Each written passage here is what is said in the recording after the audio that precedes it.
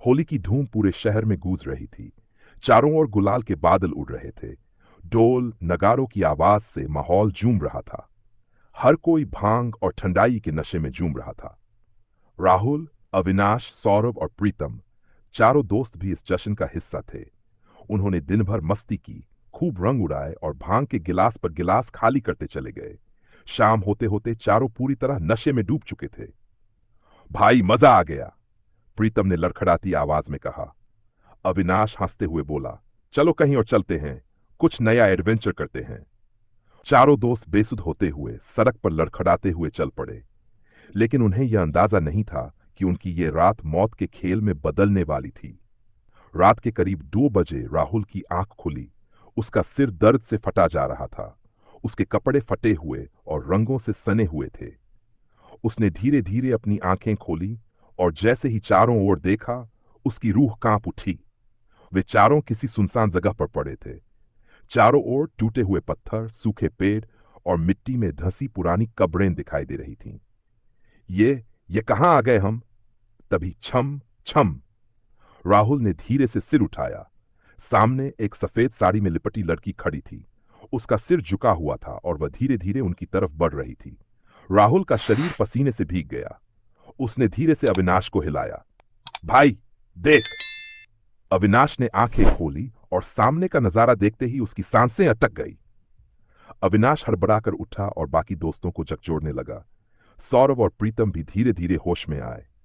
उन्होंने देखा कि उनके चारों ओर कब्रें थीं और सामने वह लड़की अभी भी खड़ी थी। तुम लोग यहां क्यों आए? लड़की की आवाज ठंडी और गूंजदार थी। हमें नहीं पता, हम गलती से यहां आ गए, राहुल कांपते हुए बोला। लड़की ने धीरे से सिर उठाया। उसका चेहरा जला हुआ था। उसकी आंखें गहरी काली थी और होंठ फटे हुए। अचानक उसने जोर से हंसना शुरू कर दिया। तुम लोग चले जाओ, वरना अगली होली यहां मनानी पड़ेगी। चारों दोस्त कांपते हुए खड़े हो गए और भागने लगे। लेकिन वे जितना भागते उतना ही वापस उसी जगह पहुंच जाते। भागशा, मौत का खेल शुरू। अब चारों दोस्तों को समझ में आ चुका था कि वे फंस चुके हैं।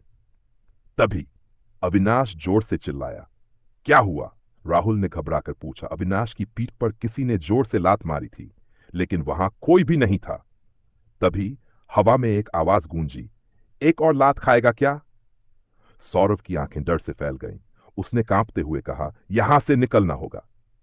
तभी कहीं से एक जोरदार चीख गूंजी और चारों दोस्त जमीन पर गिर पड़े।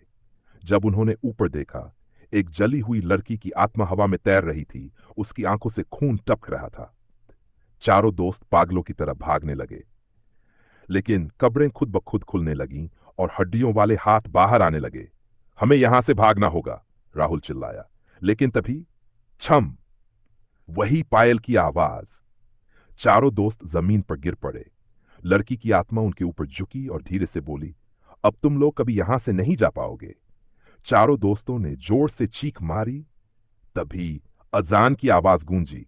लड़की की आत्मा जोर से चिल्लाई और जलकर राख में बदल गई। चारों दोस्त हांफते हुए उठे और भागकर कब्रिस्तान से बाहर निकले। सुबह चारों दोस्त घर पहुंचे, लेकिन उनके शरीर पर जलने के निशान थे।